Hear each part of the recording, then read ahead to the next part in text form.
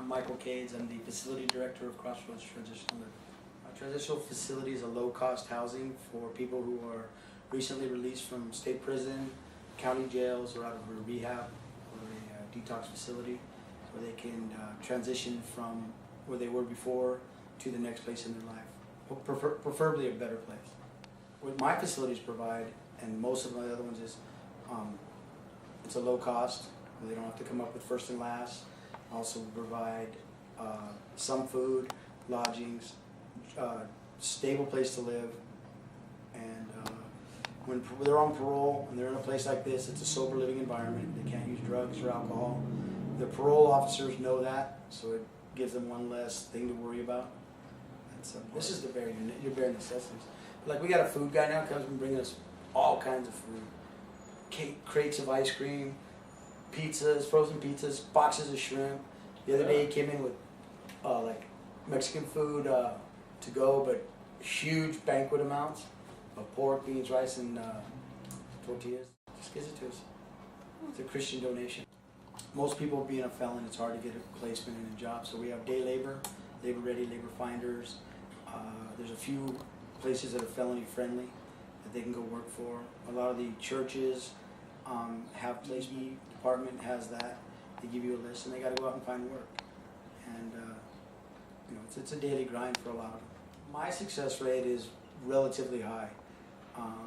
Most people, I have some people who even been with me, discharged their parole after 13 months, and then have even stayed because it's convenient, it's easier. A place for them, you know, they live at other spots but have their own place. I would say I'm in about 75%. The other 25%, you know, due to drugs or whatever reason, relapse or more criminal behavior, go back to prison, and you know, we have to get rid of them. Well, part of doing what I do is, like, some people go to 12-step meetings. I run these programs to stay clean and sober. So it's given me 7 years of sobriety.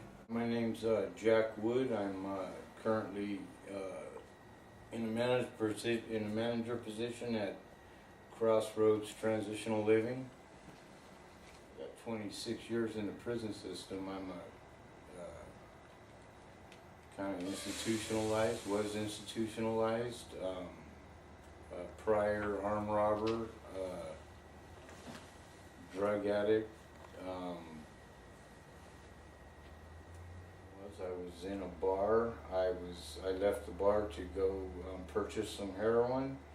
I was in a stolen vehicle. Santa Ana Police Department got behind me.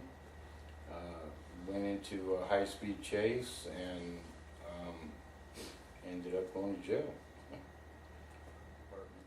My parole officer is a friend of the owner here, Mike Cades, and my parole officer thought this would be a good place for me to come and try to get my life back on track.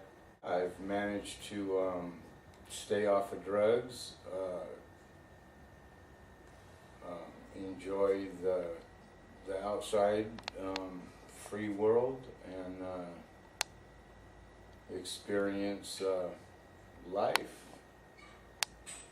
I mean, I don't know if you understand what I'm saying. Is like, I went to juvenile hall, youth authority, in prison. I got over 26 years in the system, and Crossroads, the transitional living, has helped me get back into society. That's as long as I've been on the street at one time for years and years, and drug-free, and yeah. I'm trying to show Jack a different way of life than what he's used to, and the normal street routine, doing dope, getting back, going back to state prison, showing him here now he has a chance. He's perfect for running a place like this, and most ex-convicts and or drug addicts are perfect for this kind of life. I was breaking into storage units and stealing stuff, and I was picked up for stealing paintings. My parole officer said that I was to find a place to live, go ask your family. My family had nothing to do with it at that point, because it's been going on for the last 30 of my 40 years, and they were done. So I was sleeping under bridges for the first month until I had to go back to the parole office. And of course, I've been getting caught sleeping under bridges by the police, and they were calling her, and so she had called up Michael Cades and had me come down here. I stay here because it keeps me straight, actually. keeps me not doing drugs and not being that thief anymore. Because I see these people coming here and it's just crazy. And they just don't get it. And it reminds me what it was and where they're gonna go when they leave and they don't do anything or sit around, lay around, not work or anything. I've been here a long time. I stay here because basically I'm an employee. I work and I live the same place, and it's not much rent for me. It is still rent. I still pay rent. And you know, I don't need a big house or all this right now. I just need to have a place to live. You know, and it's. When I came here, we're all paid for 1 week, and then Mike gave me an extra week. You got 2 weeks to get a job. Because otherwise, when 2 weeks comes up, if you don't have $110, you got all the friends I thought I had, took everything I had and left. The fact that I was living underneath bridges and my family had nothing to do with me. My mom had passed away recently, so. Lance has been with me probably, we're coming up on 16 to 18 months ago. Picked him up for parole. He was all strung out and skinny. His agent asked me to do him a favor and give him a place to live. He'd been living on the streets, actually the bridges and water ditches of Lake Forest. His agent paid a week for him and he went out and started working and stayed clean, focused, and kept working. He's doing pretty good, I think. Oh yeah, I was convicted in '86 of 4 felonies. I used to rob drug dealers. So I did 5.5 years on a 10-year term. Got out. Fortunately, my friends and family were there to help me. I didn't stop using drugs, but then at a certain point in '01, I caught another case which was going to strike me out for 25 to life. So in doing that, they gave me the new law was a Prop 36 program. Do a drug program, but dismiss the case. I did that, completed it successfully, and then started working in a program with a guy, being one of his managers, and eventually took over, opened my own places, and then acquired all these other ones.